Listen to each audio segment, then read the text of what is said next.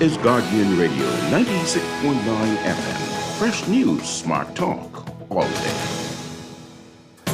The views and opinions of the hosts and guests are their own and do not necessarily reflect the position of the management and staff of Guardian Network.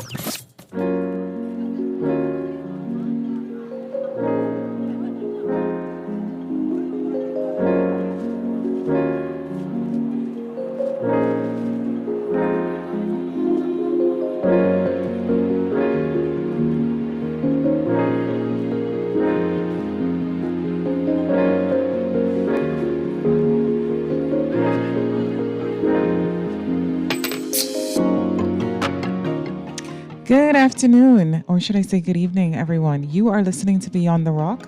I am your host, Dazzy, and guess what? We have a conversation tonight. So I would love for you to participate in tonight's show because this is not a monologue tonight. This is a conversation between I, and the rest of the Bahamas. We have some things that we need to address. And so I like to do interval check-ins, in between having guests that are talking about the amazing things that they're doing abroad. Sometimes I like to bring it home and let's talk about what's going on here. And more importantly, what we can do as a collective to make sure that things change and change for the better. Because at the end of the day, the only reason citizens will, and I shouldn't say the only reason, but one of the main reasons that a lot of our citizens that are leave the country and, they're not interested in contributing anymore is because the happiness index, the well-being that they want to experience, they just don't feel that it's here. And so how do we make a nation feel like their highest and best, expression of humanity is to live in the country of their origin? How do we do that? How do we achieve that? And so tonight is going to be a lot of questions, a very non-judgmental space. We're just going to ask some questions. We're going to approach this conversation from a place of neutrality, right? Because at the end of the day, we live here, we love the country, and we want to see it improve. So if you want to be a part of the conversation, feel free to call in at some point, 323-6232, 325-4316, 325-4259. Please text me. I will always read your text, 422-4796, 422-4796. If you are a Bahamian listening outside of the boundary of the Bahamas and you don't remember the area code, let me give that to you, 242-422-4796. That's 242-422-4796.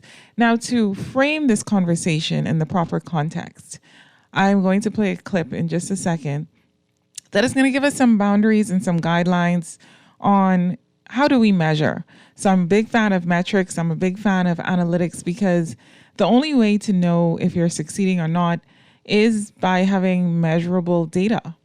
And if you don't have that, all else is speculation. All else is, grandstanding.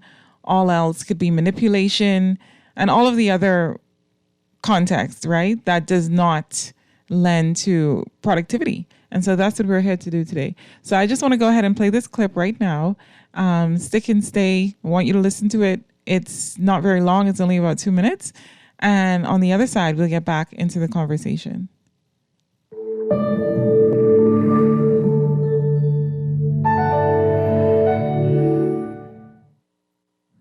Which countries have grown the fastest in recent years? People might name Singapore or Korea.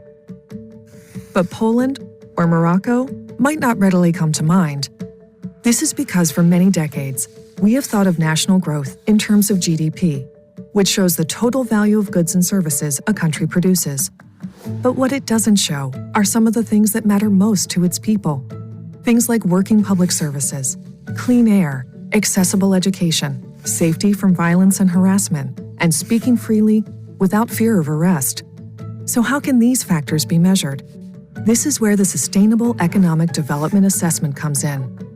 Using 10 dimensions, it measures not only a country's economic performance, but its social and environmental sustainability, as well as the outcome of its long-term investments.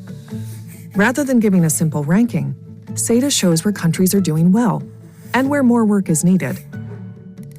And using it alongside GDP reveals how effectively a country converts economic growth into improvements in overall well-being. So although GDP growth usually yields some quality of life improvements, a few impressive results without a great deal of resources.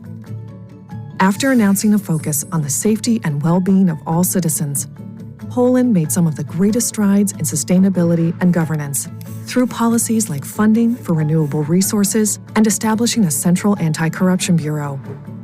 Morocco's promotion of women's roles in politics and society, as well as equal rights in marriage and property upon divorce, led to greater gender equality, which correlates highly with overall progress. And the central program in Brazil's successful drive to cut poverty in half cost only 0.5% of their GDP. The lesson from these very different countries is that improving well-being doesn't require a lot of money, but it does require good leadership, clear goals, and policies specifically focused on making the country and the world a better place for its people. All right. I hope you enjoyed that. I certainly did. So here's how we're going to frame this conversation tonight. And again, I want you to please go ahead and text in. I see some of your texts already coming in. Thank you so much. 24796. Here's how we're going to frame this conversation. We're going to look at each point and we're going to discuss how Bahamians are affected. Can we do better in those areas? Can we improve? And please go ahead and text in your opinions on where we are with these matters, because at the end of the day, this is a neutral conversation. Another thing that I want to discuss very quickly before we get into that is I want this conversation to be free from us using comparisons of countries that are quote unquote doing worse than us in certain areas as a marker of our success. And the reason we're not going to do that tonight is because that is just a red herring. That does not lend to a conversation that seeks to improve. That lends to a mindset of, well, we're good enough or we've done enough. And more than one thing can be true at the same time. We can both think that the country is on the right path or not on the right path, and we can also seek to improve. So if you have the opinions tonight that, we're going to contrast ourselves to countries that are doing worse, I really don't want to hear your opinion. This is not a safe space for that, because at the end of the day, we have to continuously move forward. We evolve, and we're not going to evolve if we look at conversations in that manner. All right. So please do not text that. I'm not interested. I will not read those. Okay. Because it never fails. And I hate that I have to make these caveats, but because of the polarity of social media and extremism of people and their thoughts these days, we can all tend to get stuck in these loops and silos that do not lend to productivity, but we're not going to do that tonight. So I thank you in advance for your cooperation. Again, the text line is 242-422-4796. Please tell me where you're listening from. I love to do a roll call and find out where everybody is tuned in from, because at the end of the day, that helps me to understand our demographics, to know, who's listening in from where and what your concerns may be. And when I need to hit up people for content, right, that kind of gives me an indicator of, where the Bahamian hotspot is. Because I do look at the text numbers. I don't record them, obviously, but I can tell sometimes the region that they're in or if it's the same persons over and over. So let me read one or two texts. So this one says, just hailing from Exuma, love your voice, long time. Well, thank you so much. Thank you for tuning in and thank you for listening and part of the conversation. I have another check-in. Good night, Dazzy, listening all the way from London. Thank you so much. And this looks like a new number. I've not ever seen this one before. How many Bahamians in London? It seems to be a lot of y'all. Thank you so much for being tuned in and listening. So this one says, hi, listening from Miami. Thank you so much.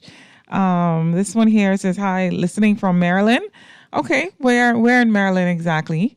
Thank you so much. I appreciate the support. So yeah, please continue to send in your text 242-422-4796. 242-422-4796. So let's get into one point. The first point.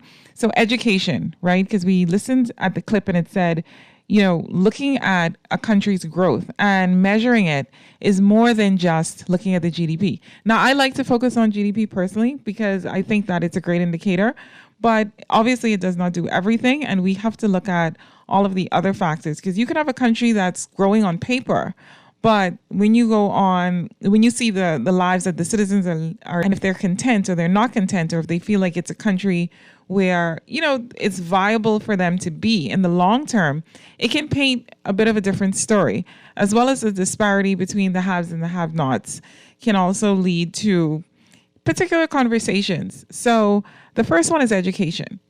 I want you to go ahead and text in and let me know, how do you feel we as a nation are doing in terms of education.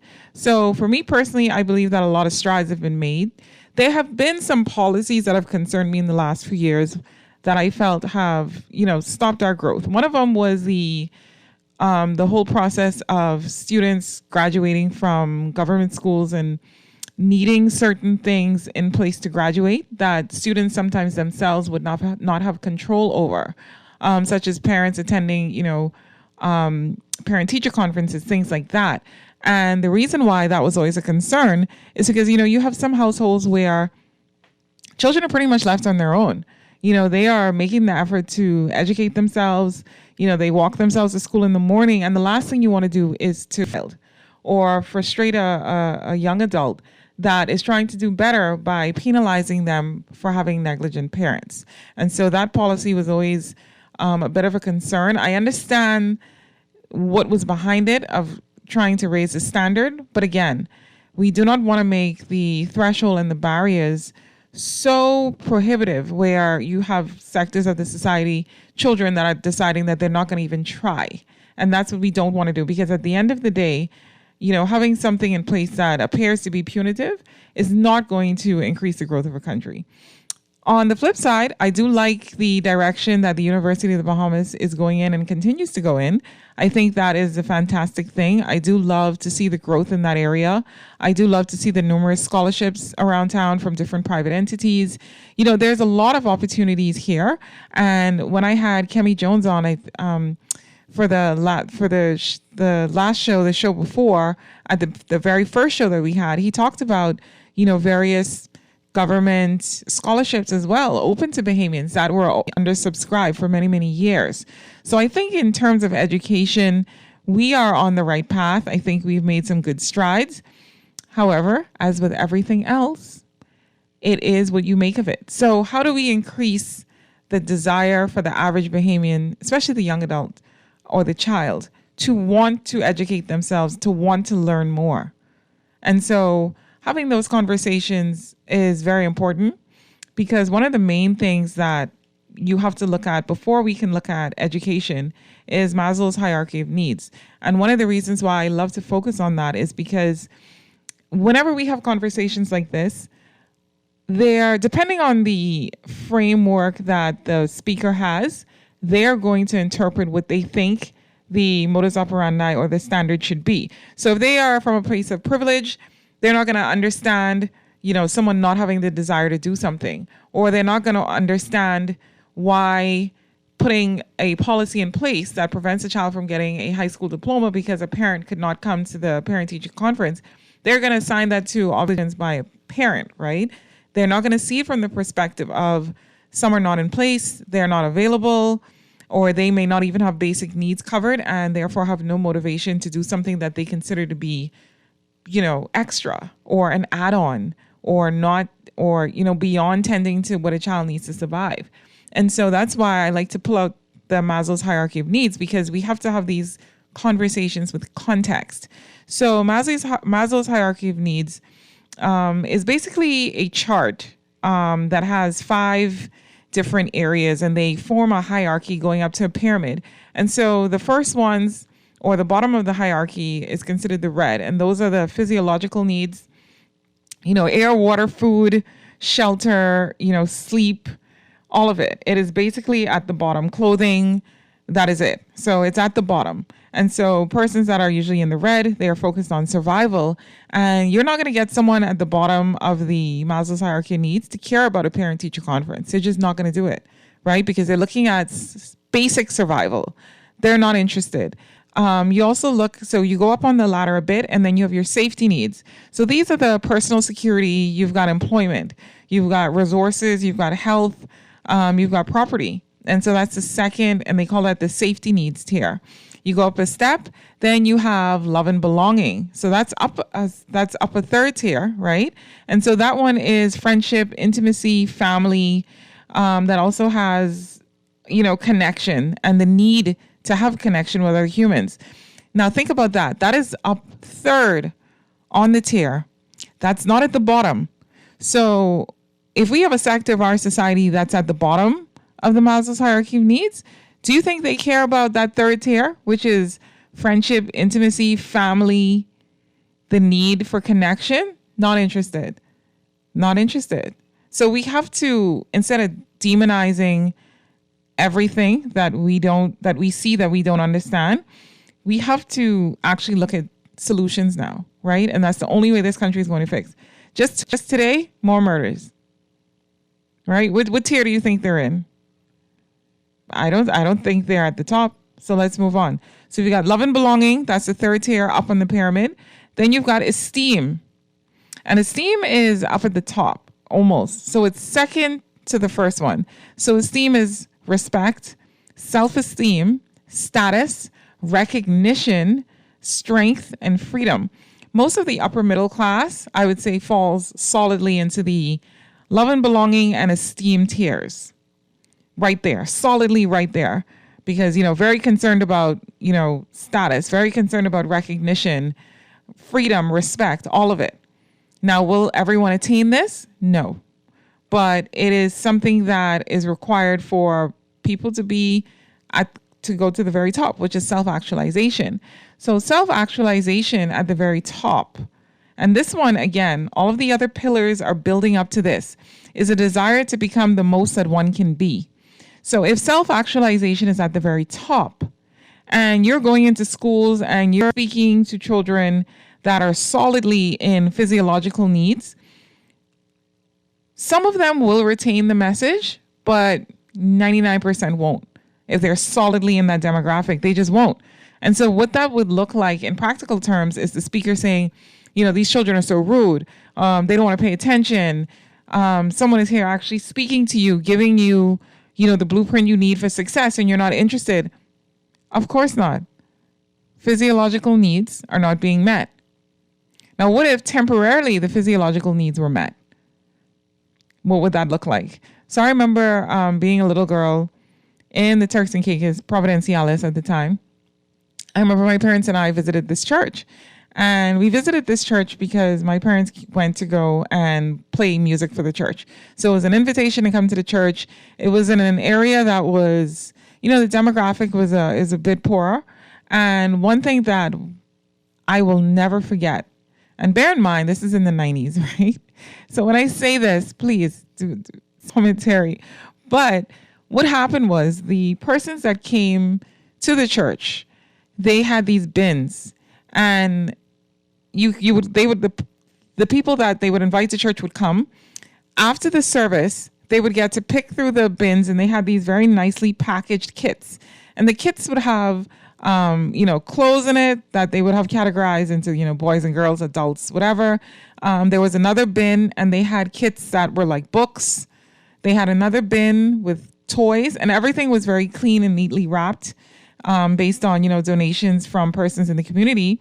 And then the final bin had grocery, and lots of groceries. So they had rice and beans, they had cereal, there were canned goods, etc. And so they got that community to participate in coming to church at a saturation rate. And I remember this specifically because the pastor told my parents, he's like, almost everyone comes to church.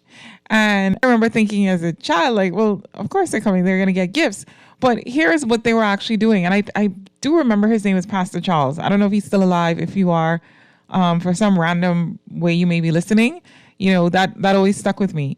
So Pastor Charles said, we have to deal with their needs before I can preach to them. They're not going to do that without getting their needs met. And so it's the same thing. If we are so smart, and when I say that, I mean the Facebook keyword warriors, I mean everyone that gives public commentary. If we are so smart, if you think you're an intellectual and you think that you're smart, we should be smart enough to understand that we have to be our brother, and we have to position these conversations in a context that's going to meet the physiological needs. Now, does that mean we're going to turn socialist? Absolutely not. Socialism is broken. It does not work. It has no place here, even though we are socialist parading at the show. I'm not going to go into that tangent as much as I want to, but we have to understand in context what is actually going to take to fix the country. Now, is it fair? No. Do the people that so-called or look like they have the means should be the ones responsible? No. But again, this is where we are. This is where we are. So if we go back to the list, keeping in mind Maslow's hierarchy of needs, we're going to keep that in context in the back of our head. Education. We're doing a good job.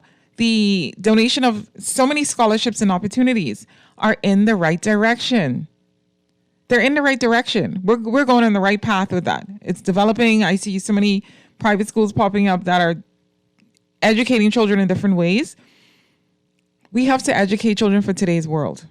So sitting children down with books and making them memorize, today's world, they will be left behind. And it makes no sense. It makes absolutely no sense. So text, obviously, is going to create a situation where, there is some discipline formed from that, but solely focusing on that is not going to cut it if we want to be competitive with the rest of the world. Now, if we choose to live in a silo and say, hey, we're going to live in a bubble, we're going to do what we want, and it doesn't matter, we're going to cry about, we're going to be xenophobic if foreigners come in and take our jobs. If we want to be those people, then fine. So the next point is clean air. Now, I feel like we've made great strides with this because I remember a time when the rate, and somebody please text me because I do remember hearing this on the news. I remember a point in time when the air was so bad in certain parts of New Providence that there were a lot of infants getting seriously ill from having respiratory illnesses. And I think that study was done by a company or a nonprofit outside of the Bahamas, right? So we've made great strides. The air is relatively cleaner now since the dump got reconfigured. So we can all agree on that. There's some positives here. So let's go to the next one. Do the citizens feel free from violence and harassment? Do they? Do they feel safe? Do they feel like the police can protect them? Are they getting their concerns listened to? Seriously, are they being told when they go to the police station, we're not going to write up no report because you and that man gonna make up in 2 weeks? Are they being told that? Right? What is happening in that area? So I just want to take a quick little sidestep. I see your text coming in. I'm going to read them, I promise. Thank you so much for sending them. 422-4796. 422-4796 is the text line. Please do not text me directly. I will not read it. Text the text line. Okay. So I just want to read this. This was posted today on Facebook. So it says, Assistant Commissioner of Police Janet McCare's new skills and knowledge in the fight to end gender-based violence at the 68th Commission on the Status of Women. She represented the Royal Bahamas Police Force in a 2-country tour, putting in hard work to understand how intelligence, crime fighting, and policy merge to produce real results for the protection of women and girls. Before attending CSW 68, she was in the Cayman Islands for the Caribbean Region 26 Gender Responsive Policing Conference. ACP McKenzie moderated a special session at the International Association of Women Police during the conference, which took place in Grand Cayman, March 6 through 8, 2024. The session was on the future of policing, impacts of climate change in the region with Dr. Beverly Shirley, Program Manager, UWI Open Campus Cayman Islands, and Jane Townsley, Senior Police Advisor, UN Women. The conference was attended by some 200 women from over 20 countries in the region and throughout the world. So congratulations to Assistant Commissioner of Police Janet McKenzie. That is quite the accomplishment in terms of participating on the level that she did, in several capacities, including moderation of a panel. So I just want to congratulate her. That is a step in the right direction. Now, is that conference benefit going to be felt and reverberated throughout the police force? Is it going to happen in terms of policy, in terms of training of the members of the police force to handle inquiries in a certain way? Will it trickle up to the Attorney General's office in terms of mindset and how they look at what comes before them? Will it trickle down to the children that take cues? Will it? I don't know. I can't say. Step in the right direction. Congratulations to her. Definitely a step in the right direction. But the question is, do the citizens of the Bahamas fear violence and harassment? Yes or no? I see your text coming in. I'm going to read them. So here's another one that it says, listening from Goodman's Bay. Thank you so much. Goodman's Bay is quite a way away. So thank you so much. I appreciate the support. So this one says, listening from Carmichael Road. Thank you so much for checking in. Let's read this next one. Hi, Dazzy. Listening from Coral Harbor. Why, thank you. I appreciate your support of the show. Let me get to another one. So it says, hi, Dazzy. This is Stephanie. I love Janet. She's a wonderful woman and mother of girl children. Me, Elmo, and your brother, Nathan, used to teach her sweet daughter cello music. Whatever she says to do, we need to do it. All right. Thank you, Stephanie, for texting in. That's amazing. You make me call my brother name on air. That's so funny. He's going to be so mad at me. I love it. So I agree, because sometimes it takes women to clean up particular issues that men just will not understand. They can empathize. They can sympathize. They've actually inhabited a woman's body. You know, certain things just may not land. Dave Chappelle made a joke about it. I cannot tell it. It is so crass. But if you follow Dave Chappelle, you're going to know the joke I'm talking about. And it's true, right? What he said was true. So let me go ahead and read another check-in. So it says, hi, Dazzy, listening. Hi, Dazzy, listening all the way from Milan. Okay, we've not had that so far. So are you a Bahamian? Thank you for following. Thank you for supporting. Let me read another text. 1 second. So please go ahead and send them. I will read them. 422-4796. 422-4796. So this one says, hi, Dazzy. Loving the show so far. However, I don't think that we take certain things in this country seriously. I always think that our children are going to do better. But here I am, 3 generations up, and we are still not where we need to be. So when you say 3 generations up, Texter, are you saying you're a great-grandparent? If so, thank you so much for listening. And yeah, give me a little bit more details about that. I'm curious. In some areas, again, in the right direction. In some areas, no. So they're free from violence and harassment. I have a text that comes in, says, I give the Bahamas a F on, well, you could give the Bahamas an F. I mean, I could see a D, but an F? Not even a C minus? Okay, so you give the Bahamas an F for violence and harassment. Now, I notice your number is not a 242 number. So where are you texting in from? Okay, Toronto. Okay, well, I hope you are happy and safe where you are. For sure.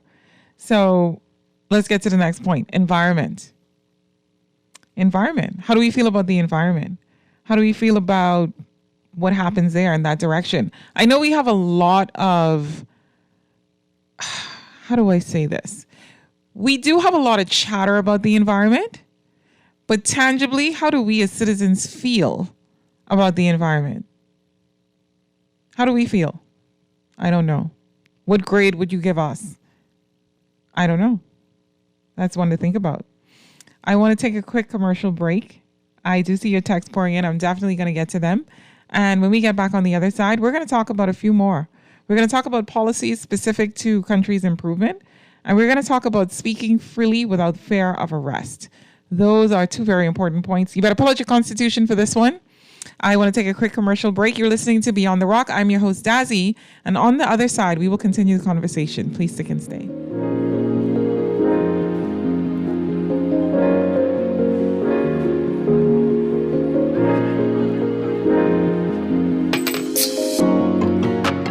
You can find it all at Builders Mall. From cement, lumber, block, plumbing, and electrical, to paint, lights, vanities, and tiles. Not to mention all the tools you could possibly need to get the job done. Say if you're starting a major project, adding the finishing touches, or just doing some repair or rental work around the house. FYP, the Paint Center, and Tile King can help. Stop by or call 601-8453. located 69 Wolf Road, Nassau. You can find it all at Builders Mall. Building, painting, the Bahamas. Sebastian Alliance Group, SAG, where we empower small businesses to succeed, where we make the impossible possible. With our e-commerce is possible. No more brick and mortar, get digital. SAG is right here for you. US, Canada, Bahamas. You can build a website for your products, accepting credit cards or digital payments. We make it easy, the process is seamless. Sebastian Alliance Group, SAG, where we empower small businesses to succeed. Are you looking for an efficient, reliable, and affordable cargo service? Here's your answer. PCL Imports. They offer air cargo service with daily flights and ocean cargo service 3 times per week. PCL Imports provides pickup and delivery service from anywhere in Florida, even from your hotel. New clients first pickup up to 1 pallet is free. PCL Imports also provides custom brokerage and clearance service. No membership, annual fees, or contracts. They can also provide you with a free U.S. address. Call PCL Imports, located number 42 Python Road, 394-1005, or visit PCLimports.com.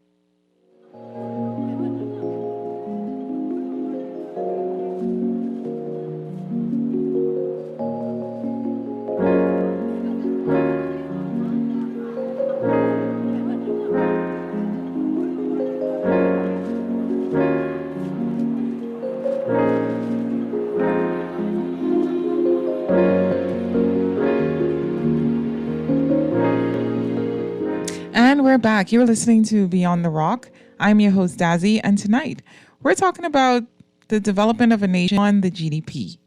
Beyond that, we're looking at other areas. How do you measure the well-being of your citizens? How? What are the indicators? And that's what we're talking about tonight. Thank you so much for your text, 422-4796. I appreciate them all. I will read them. 422-4796. So I got an interesting text, and the text just said, Dazzy, can you please read Penal Code 315 in the Bahamas? Okay, I will read it. So I Googled it. I pulled it up. Text, I need you to expound on this. And I'm assuming you're talking about freedom from violence and harassment, or speaking freely without fear of what is this related to? Please tell me, right? What is the context? So I'm going to read it. So the Penal Code, according to Google, when you pull it up, according to the Bahamas Penal Code, Article 315, whoever intentionally and unlawfully causes abortion or miscarriage shall be liable to imprisonment for 10 years. Abortions can only be performed in cases of rape or incest and on health grounds. So, Texter, please expound. Why is this important? Is this a part of what you consider to be one of the things that restrict us in the Bahamas? Please tell me. I would like to know. But I did read it as you requested, and we'll just let that hang there. So let's go back now to speaking freely without fear of arrest. Now, this is an interesting point, this one here, because often, do we really have freedom?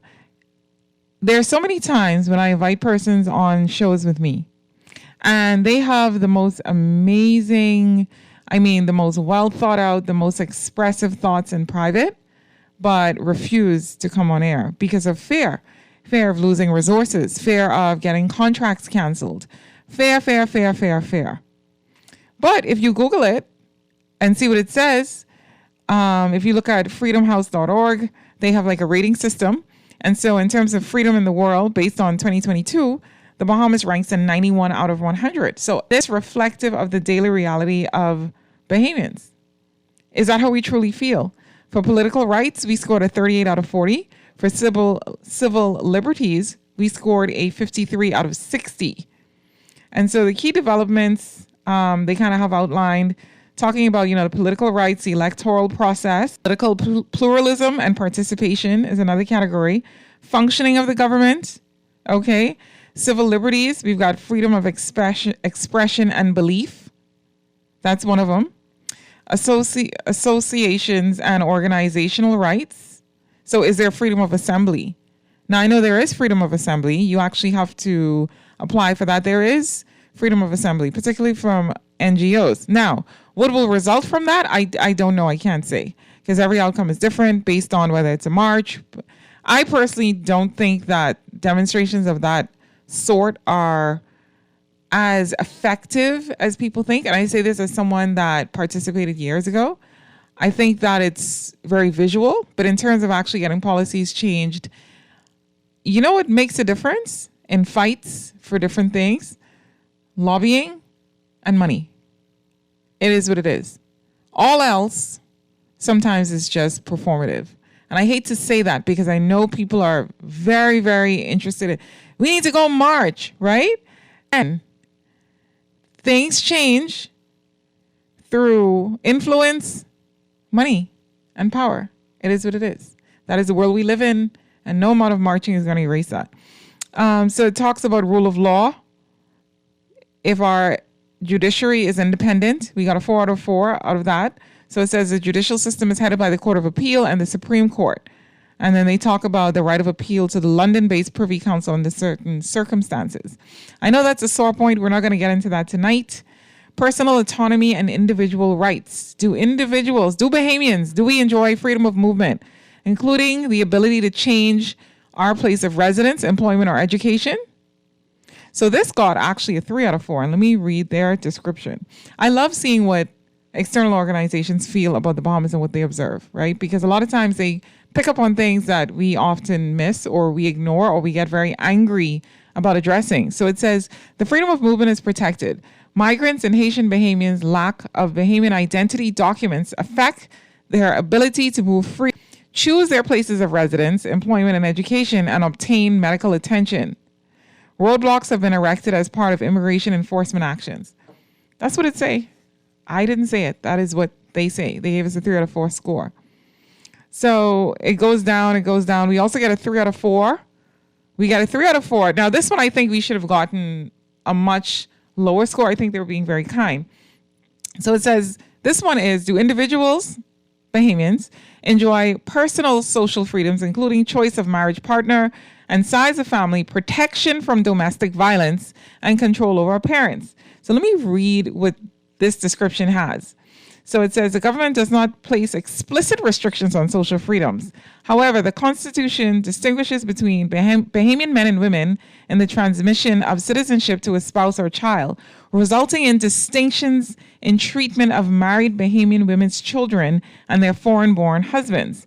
In 2020, the Supreme Court issued a ruling affirming the granting of Bahamian citizenship to a Bahamian-born child, regardless of the gender and marital status of their Bahamian parent, which the Court of Appeal upheld in June 2021. So there's some more commentary here.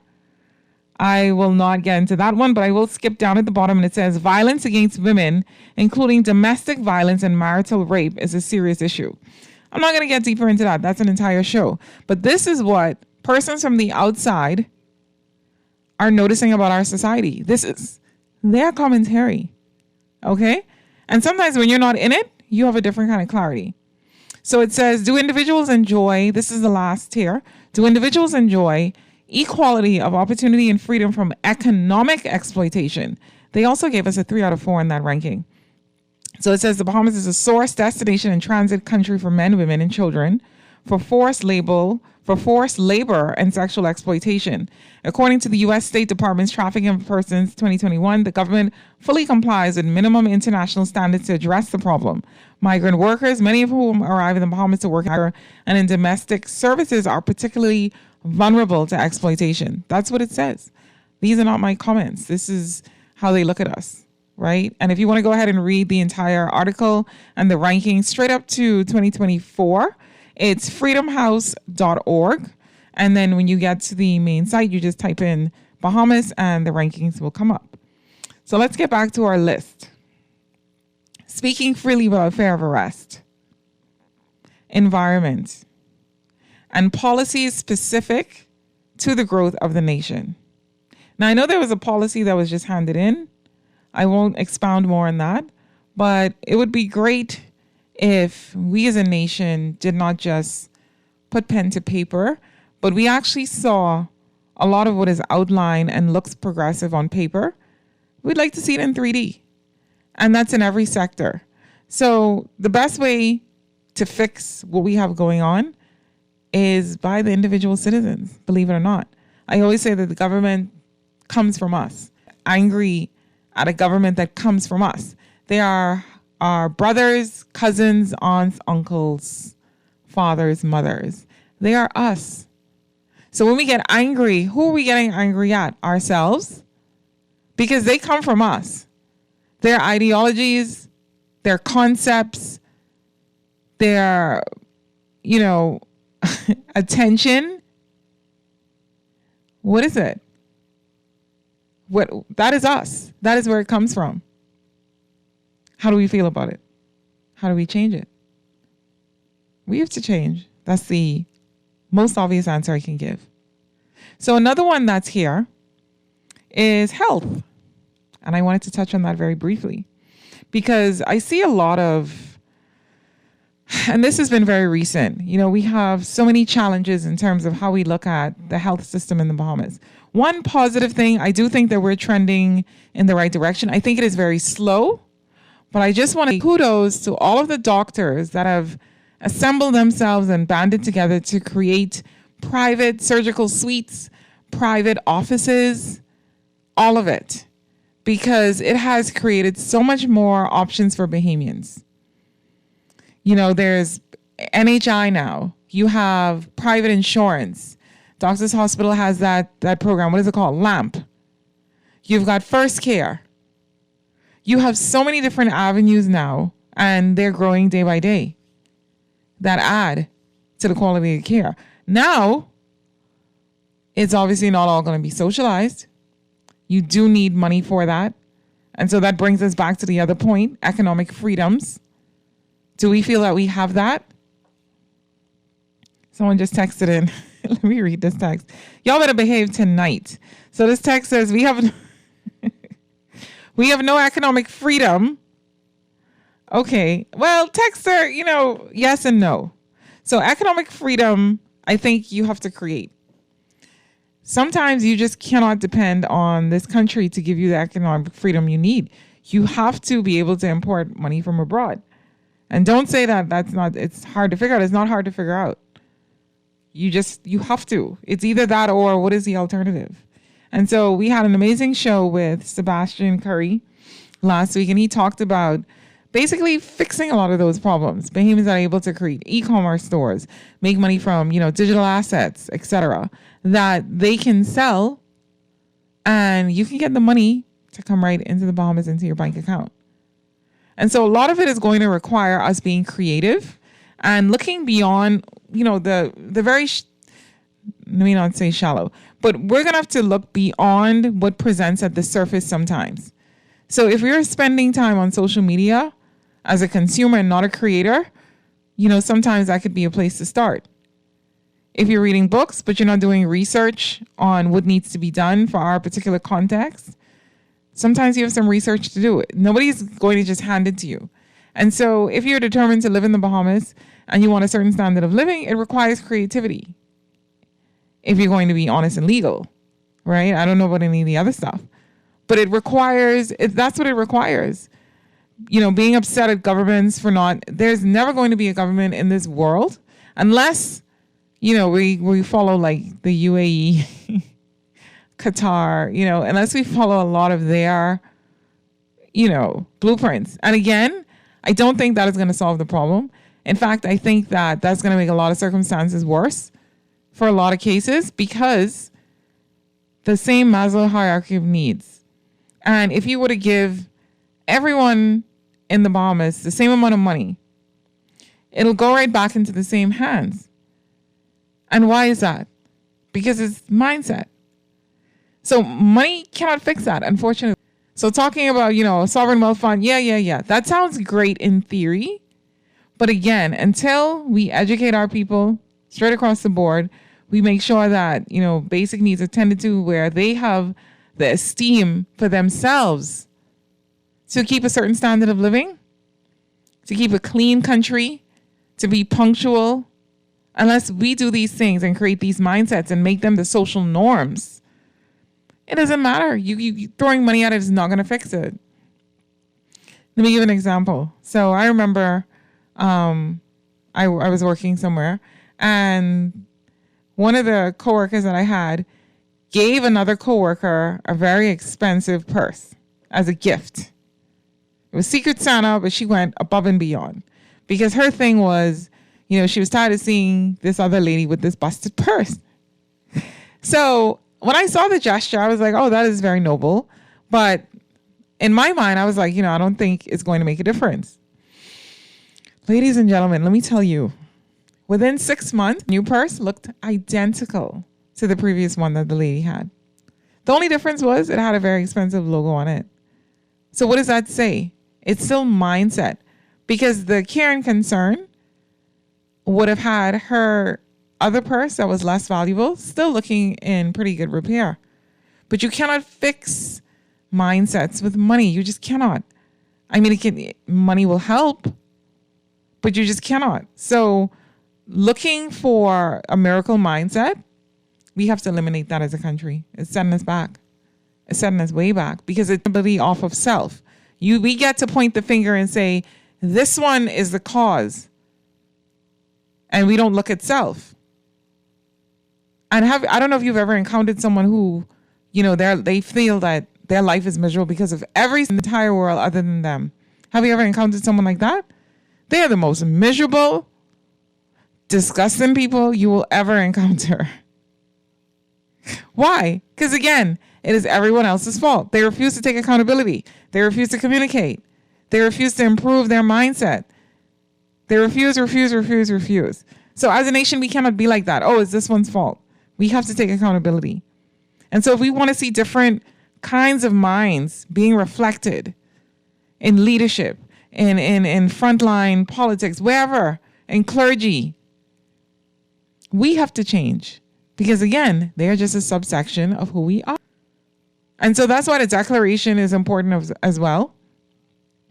Because if you have someone that their basic needs are not being met, it's going to be very difficult for them to get into a certain position in government and look out for the benefit of the people, because technically they're still stuck in that red, whether we like to think it or not. And so we have to look at all spectrums. It's time for us to have these very adult conversations about the things that we need. And it just is what it is. And if we don't do it, we cannot be upset about what it brings to us. We just can't, because we did not do the work to get a different result. It's as simple as that. It's as simple as that. So I have let me read this next text. So listening in from Queens, New York. Okay. That is all right. I love it. Bahamians are everywhere. So yeah, please send in your check-ins. I love them so much. 242-422-4796. 242-422-4796. So let's talk a little bit again about health and where we are. Okay, so we have a challenge with the health system. This is not a secret.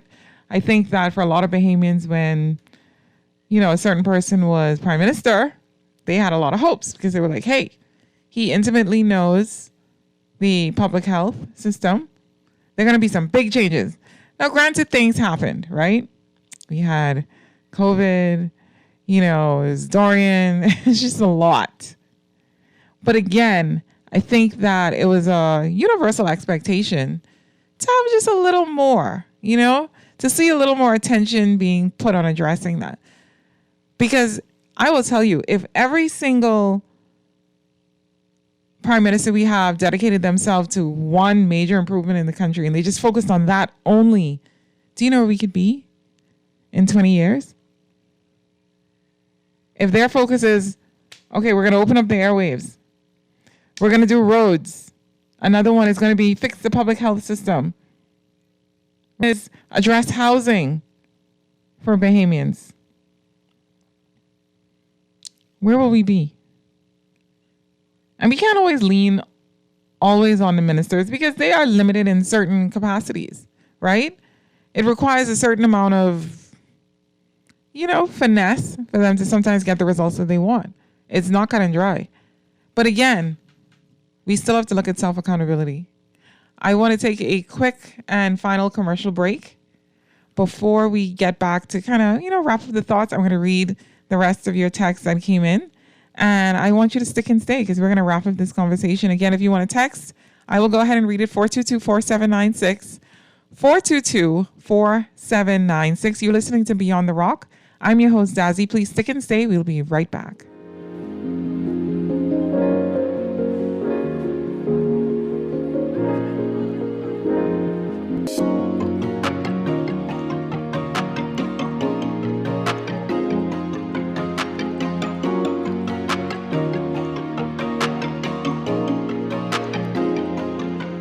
You can find it all at Builders Mall. From cement, lumber, block, plumbing, and electrical, to paint, lights, vanities, and tiles. Not to mention all the tools you could possibly need to get the job done. Say if you're starting a major project, adding the finishing touches, or just doing some repair or rental work around the house. FYP, the Paint Center, and Tile King can help. Stop by or call 601-8453. Located 69 Wolf Road, Nassau. You can find it all at Builders Mall. Building, painting, and tiling, the Bahamas. Are you looking for an efficient, reliable, and affordable cargo service? Here's your answer. PCL Imports. They offer air cargo service with daily flights and ocean cargo service 3 times per week. PCL Imports provides pickup and delivery service from anywhere in Florida hotel. New clients, first pickup up to 1 pallet is free. PCL Imports also provides custom brokerage and clearance service. There's no membership, annual fees, or contracts. They can also provide you with a free U.S. address. Call PCL Imports, located number 42 Python Road, 394-1005, or visit PCLimports.com. Sebastian Alliance Group, SAG, where we empower small businesses to succeed, where we make the impossible possible. With our e-commerce is possible.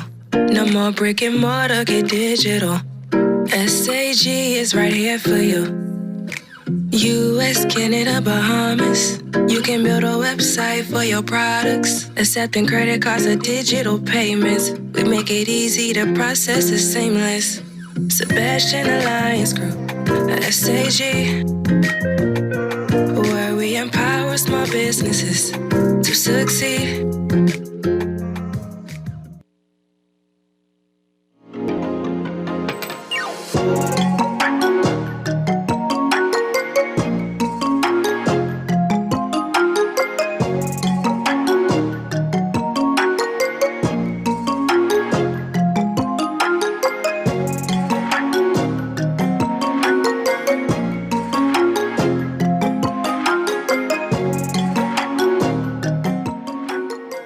You are listening to Beyond the Rock. I'm your host, Dazzy, and tonight we are having conversations, just kind of talking about the state of the nation. This is a check-in. I love to do check-ins, in intervals. I love to bring you interviews as well, but I feel like every couple weeks after an interview, we need to do a check-in.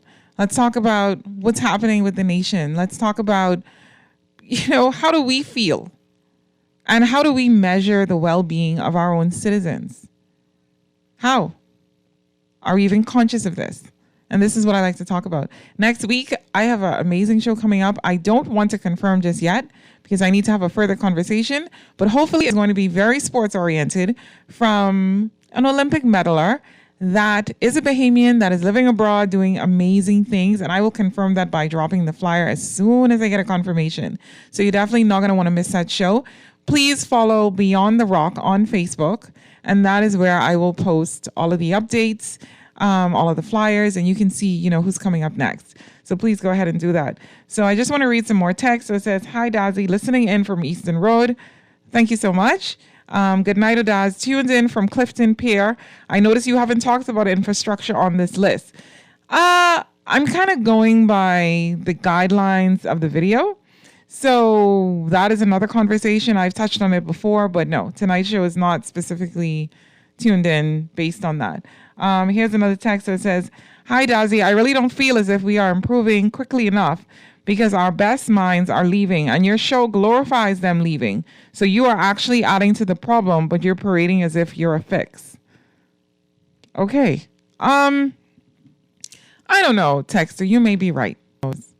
Who knows what is right and what is wrong about what is being done in any of this? But at the end of the day, you can feel free to start your own show, start your own podcast. You know, you can let your voice be heard as well. You can go live and you can pick up where you think that I'm falling down, because that is the beauty of freedom of speech and expression. You can go ahead, as long as you're not doing incitement, which you can go to jail for here. You have the freedom to do it. You can talk about something else. It doesn't have to be anything to do with what I talk about. You don't even have to listen to me, and that's quite fine. So if you feel as if that is the case, by all means, please go ahead. And let your voice be heard, and you can counteract that. You know, do a show called Within the Rock or something, right? But you talk about the opposite effect, why Bahamians should come home. By the way, I am trying to get someone to talk about this, and nobody is cooperating.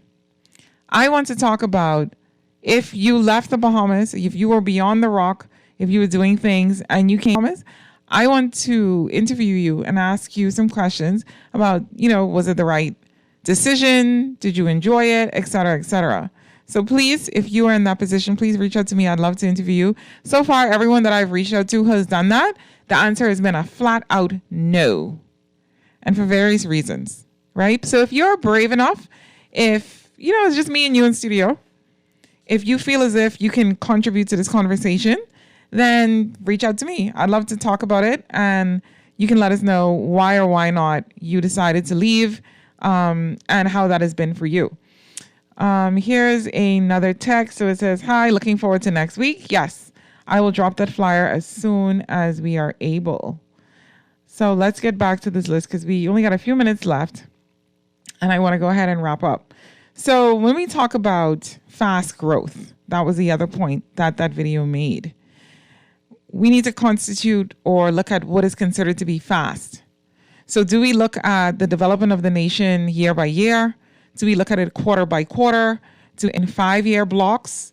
Do we do a 100-year plan, a 50-year plan, and reverse engineer it from there? And how do we collapse timeframes? So how do we make what should take 5 years to be done get done in 2 years, 3 years? How do we do that? And so it's going to require all hands on deck kind of approach. There's no way to do it without every single Bahamian being on board.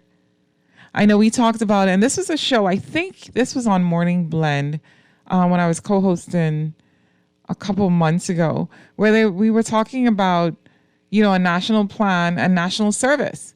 Is that the way to go? Should it be mandatory? Should it be punitive? My opinion was that it's not punitive. It's automatically done. You know, you graduate, you do that, you do it in whatever capacity that suits your skill set, and then you go. And so what are our feelings about this? What are our thoughts?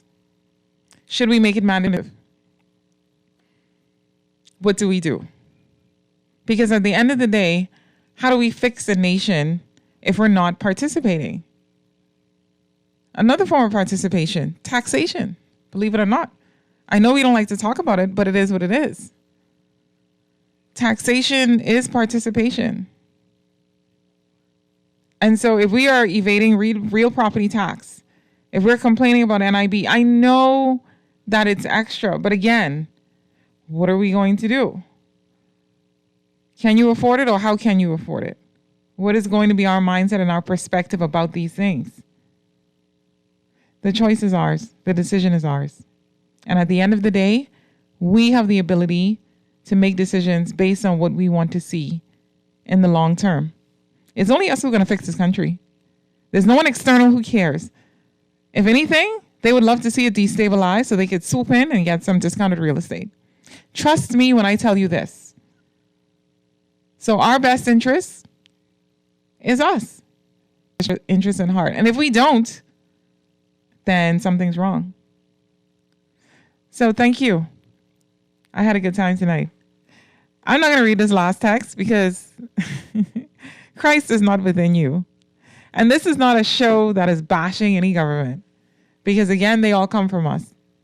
And so that's not what we're going to do tonight. So I'm not going to actually read that one, because y'all like to send these texts and have the host read them And people get confused when they just tune in and think that these are our opinions and we're just reading text. So no, you're not going to set me up tonight. If you want to call in next week with that opinion, go ahead. You go ahead and do that. You are listening to